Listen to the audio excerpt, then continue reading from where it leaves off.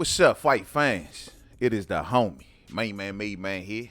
Y'all know how I get down. We talking boxing, man. What up to the fam?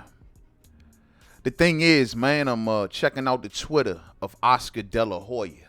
And as y'all can see right here on the screen, man, Oscar De La Hoya left some interesting tweets, man. First off, this one here, he retweeted, and he says, true, JoJo fighting King Ryan next.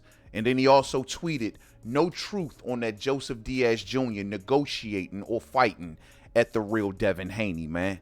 Damn. So he pretty much coming out shooting down the idea that Devin Haney and JoJo Diaz is negotiating a fight.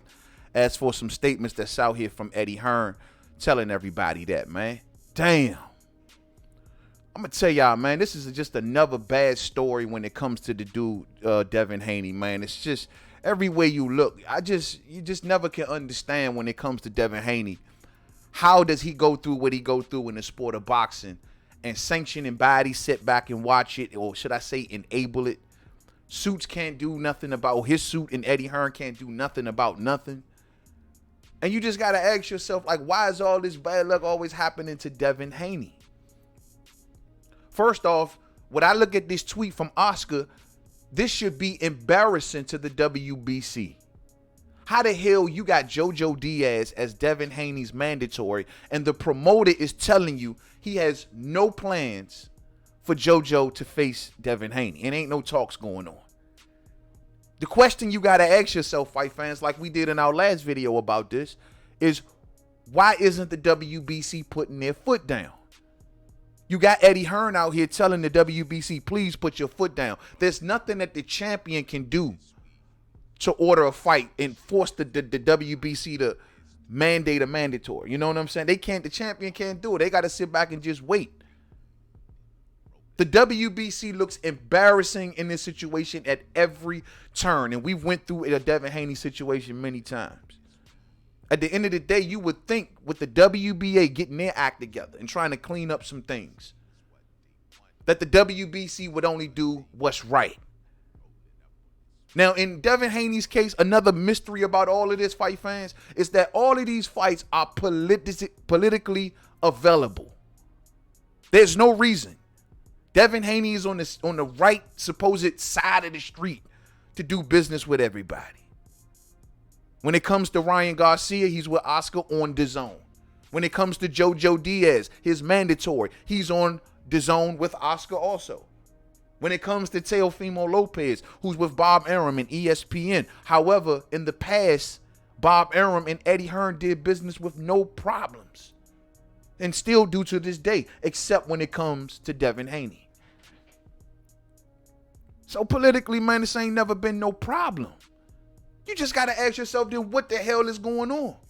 Clearly, the sanctioning body, like I said, like I've told many a times, the WBC, the joke of a sanctioning body right now when it comes to this weight class, the WBC, well, they ain't doing no favors. They are sitting back just chilling. It seems like they want Devin Haney to move up, vacate that belt, and get Ryan Garcia or maybe JoJo Diaz involved in that. They would love to have something like that, right? Let's not forget also Ryan Garcia, who left the fight game and he's came back. He's supposed to be one of Devin Haney's mandatories. But just like Ryan Garcia did before he left the fight game and attempted to negotiate a fight with Javier Fortuna, who was at the time designated one of Devin Haney's mandatories, he tried to negotiate a fight with the other mandatory. And it's the same situation right now. They're allowing Ryan to come back as a mandatory himself to negotiate with Devin Haney's other mandatory. So the WBC set back and allowed Fortuna and Ryan Garcia to negotiate a fight. You all know that they're going to sit back and allow this. This is crazy, man. This is crazy how they disrespected Devin Haney. It only allows me to believe that the reason that they do this is because maybe he's just that good. They are afraid to get in the ring and lose the little bit of progress that they've achieved thus far to Devin Haney. Now, in JoJo's case, it makes no sense because Devin has the actual world title. He has the WBC respected world title, not the franchise stuff that a lot of people really don't respect, but he got the actual world title. So JoJo, who's moving up from 30 to 35, I mean, no. I mean, that's a world title fight. But the thing is, from JoJo Diaz's point of view, I kind of understand where he's coming from. He's just an employee in all this. If it's left up to JoJo Diaz, without a doubt, he'd take the Ryan Garcia fight first. Y'all heard JoJo Diaz in his post-fight interview after his last fight with Javier Fortuna. He said he'd like to fight Ryan Garcia right there in LA, where that fight went down at. Ryan Garcia's on social media saying that when he returns, he's going to return back to LA. So in JoJo's case, he'd love to do a big financial fight, and a fight he felt like will get more recognition in LA amongst their fan bases with Ryan Garcia. He'd like to do that if you allow him to do what he wants to do. This is why the WBC got to get involved. Now, I'm sure Eddie Hearn might have thought he had an in because JoJo Diaz is managed by MTK Global. So he might have thought, hey, look, maybe I can call up MTK Global, who Eddie do a lot of business with, and maybe they could have worked something out, but don't look like Oscar going for it. And Devin is, make no mistake, Devin's situation, he is paying for the bad blood, right? At least in this situation, possibly for the bad blood between Oscar and Eddie Hearn over the Canelo situation. Oscar's pissed off. He don't want to have, he said a lot of bad stuff about Eddie in these last few recent months. He said a lot of bad stuff about Canelo, a lot of bad blood there. So are they really incentivized to do business with one another? This is why Eddie is hoping the sanctioning body do something. Because it's right now, he's kind of powerless. And Oscar ain't trying to really hear anything from Eddie right now. So it's all messed up for Devin Haney, man. It's all messed up for him, man. And, you know, there's some talks of maybe Devin Haney returning back on up to I'm going to say returning, but going up in weight up to 140 pounds. And there's some rumors that maybe Mikey Garcia might be up there waiting for him. Don't know if there's any truth to that. Of course, politically, that's an easy fight to make. Mikey Garcia seemed open to that fight in the past. He stated on record that, you know, Devin just got to talk with Eddie and have Eddie pretty much call him. They got to make it worth Mikey's while. Is that a dangerous fight for Devin Haney to move up to 40 and take on Mikey Garcia, though? That's dangerous, dog. Real dangerous. And it might force him to leave a little earlier than he want to. He might ain't was ready to leave 35 right now, but he's clearly busting at the seams. He's well on record saying that, you know, he can't remain at 135 for so much longer. He needs to stop talking in that fashion because everybody is listening. Ryan is listening. JoJo is listening. The WBC is definitely listening. They're all listening. And look at Oscar, man. Oscar ain't doing it and making this no easy. The crazy part is that Oscar, when it came to Oscar doing business for Ryan Garcia and Luke Campbell, he had to do business with Eddie.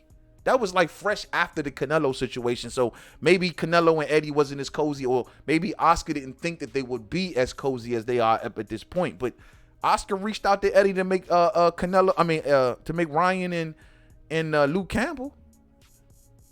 But shit, blood has gotten worse. Oscar's now he's back in the ring now. Oscar gonna be fighting real soon. He back in the ring. He a whole nother Oscar. He probably pissed off right now, man. Feeling some kind of way. He gotta take the suit off, man, and put the gloves back on. So he ain't hearing nothing that Eddie got to talk about. There's rumors of him possibly leaving the network. There's just a lot of stuff with Oscar, man. But it's suit crap. And that's the story in this one for Devin. As for Teofimo Lopez, same old thing. Same old thing. You know what I mean? Bob Arum wanted Devin Haney to sign on over there with him. Clearly, for one reason or another, Devin didn't do it. And now Bob don't want to hear anything Devin got to say. Why was it so fixated on Bob having to sign Devin? Was it more so because, you know, just in case Devin beat Teofimo Lopez, that Bob wanted to make sure that he was still in the Devin Haney business? Another question you got to ask, how easy is it to do business with Devin knowing that he's a co-promoter? He gets an extra check and demands more money than most. How do these promoters feel like working with Devin then? Maybe that makes it harder to work with him. I don't know. But at the end of the day, this is all still embarrassing for the WBC. It's a shame. It's a shame. JoJo Diaz, don't get it twisted. You might think you get a pass somewhat in this. You do. But it still looks like you don't want to go after a world champion, bro. It still looks like a sucker move. But he can't do nothing if the suits don't allow him to, right? There's nothing that JoJo can do in this situation. It's sad, man.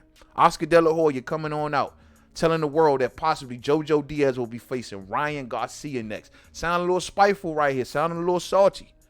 But then again, that's the fight he got going on with Eddie Hearn on the low. It's messed up for Devin, man. To the next video. Much love to the fam, y'all. Peace out.